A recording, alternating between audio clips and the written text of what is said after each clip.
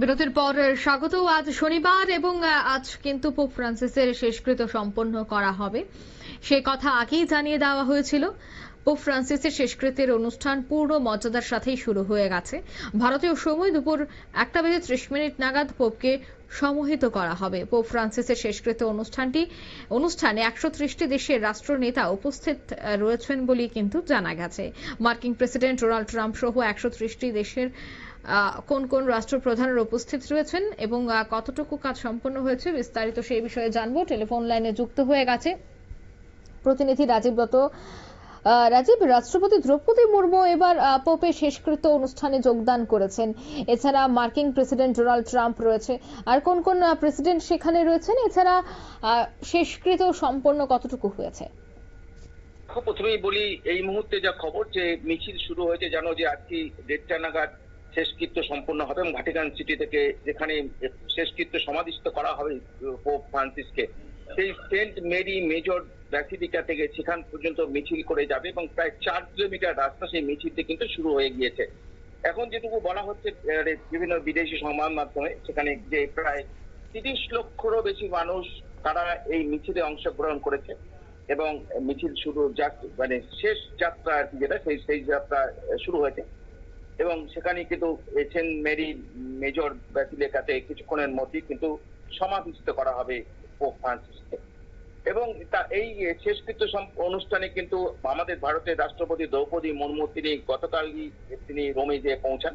তার সঙ্গে গেছেন আমাদের 2 মন্ত্রী, কিরণ রিজিজু গেছেন এবং সেই সঙ্গে জর্জ কুইয়ান গেছেন এবং গোয়ার যিনি ডেপুটি স্পিকার তিনি গিয়েছেন।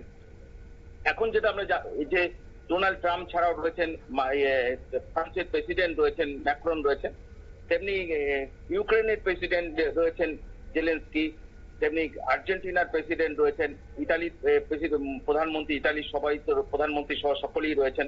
মানে 130টি দেশের রাষ্ট্রনেতা, তারপর ইংল্যান্ডের যুবরাজ উইলিয়াম তিনি রয়েছেন, আরো অনেকে সমস্ত বহু বিদেশি অতিথি কিন্তু আজকে এই শেষকৃত্য অনুষ্ঠানে রয়েছেন।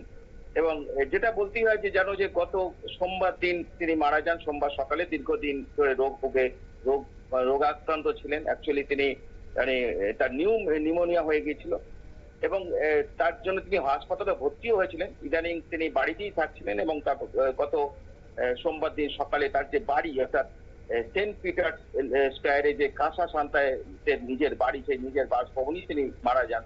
140 কোটি মানে রোমান ক্যাথলিকদের তিনি ধর্মগুরু, অর্থাৎ বুঝতেই পারছো যে তার মৃত্যুতে কিন্তু শোকাহত সারা বিশ্ব এবং বহু দেশ কিন্তু আজকে মানে ছুটিও ঘোষণা করে, রাষ্ট্রীয় শোক ঘোষণা করে। যেমন আমি দেখছিলাম যে বাংলাদেশ কিন্তু রাষ্ট্রীয় শোক ঘোষণা করেছে এবং বহু দেশ কিন্তু আজকে এই শেষকৃত্য অনুষ্ঠানকে কেন্দ্র করে মানে জাতীয় শোক ঘোষণা করেছে।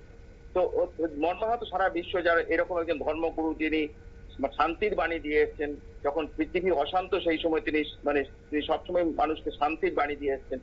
অর্থাৎ সেই পোপ কিন্তু আজকে তার শেষ সমাধিস্থ হচ্ছে এই মুহূর্তে। বিশাল অনুষ্ঠান, তার মিছিল করে তার বডি, তার মৃতদেহ নিয়ে যাওয়া হচ্ছে এবং তার আগে যেন গত 3 দিন ধরে তার দেহ কিন্তু তার বাড়িতে, এই কাসা সান্তা যে ভবন তার বাড়িতে, সেই বাড়ির সামনেই কিন্তু যে প্রাঙ্গণ রয়েছে সেখানে খুলে রাখা হয়েছিল এবং সেখানে লক্ষ লক্ষ মানুষ তাকে শ্রদ্ধা জানিয়েছেন। মানে আজও কিন্তু কাতারে কাতারে মানুষ এসছেন এই শেষ যাত্রায় অংশগ্রহণ করার জন্য এবং কিছুক্ষণের মধ্যেই কিন্তু তাকে পোপ ফ্রান্সিসকে তার শেষ সমাধিস্থ করা হবে সেন্ট মেরি মেজর ব্যাসিলিকাতে। অঙ্কিতা, ধন্যবাদ।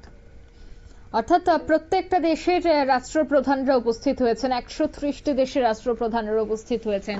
ঠিকই তেমনি ঠিক তেমনি ভারতের পক্ষ থেকেও কিন্তু দ্রৌপদী মুর্মু, তার সাথে কিরণ রিজিজু সহ আরো 1 মন্ত্রী গেছেন আজ শেষবারের মতো তাকে শ্রদ্ধাঞ্জলি দিতে, কারণ শেষকৃত্য আজ সম্পন্ন হবে এবং তাকে কেন্দ্র করে দেখা গেছে বেশ কয়েকটি দেশে আজ রাষ্ট্রীয় শোক ঘোষণা করা হয়েছে। নিয়ে নিচ্ছে ছোট্ট একটি বিজ্ঞাপন বিরতি, সঙ্গে থাকুন।